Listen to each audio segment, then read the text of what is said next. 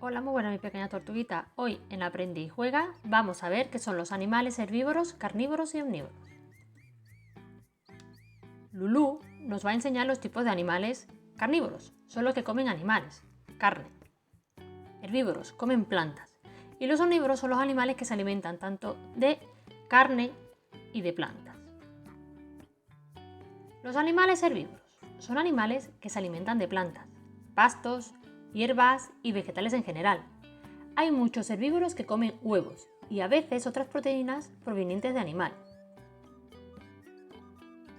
Animales herbívoros, pues mirad, aquí tenemos la jirafa, tenemos el elefante o la cebra.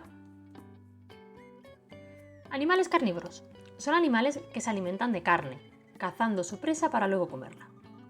Las garras de los animales carnívoros depredadores son importantes para agarrar bien su presa y poder cogerla con facilidad. Animales carnívoros, pues mirad, aquí tenemos el oso, el cocodrilo o el león. Los animales omnívoros son aquellos que se alimentan tanto de animales como de plantas, comen carne y plantas, como por ejemplo el tucán, la gallina o la ardilla.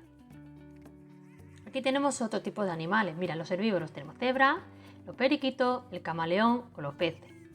Omnívoros, pues tenemos el orangután, el cuervo, la tortuga y los peces.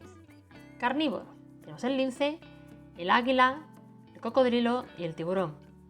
Muy bien, mi pequeña tortuguita, espero que hayas entendido las diferencias que hay entre animales herbívoros, omnívoros y carnívoros. Herbívoros solamente comen plantas, carnívoros comen carne. Los omnívoros son animales que comen carne y planta. Muy bien, mi pequeña tortuguita, hasta aquí el vídeo de hoy. Si queréis ver más vídeos como este, no dudéis en suscribiros a mi canal. Nos vemos en el siguiente vídeo. ¡Un saludo!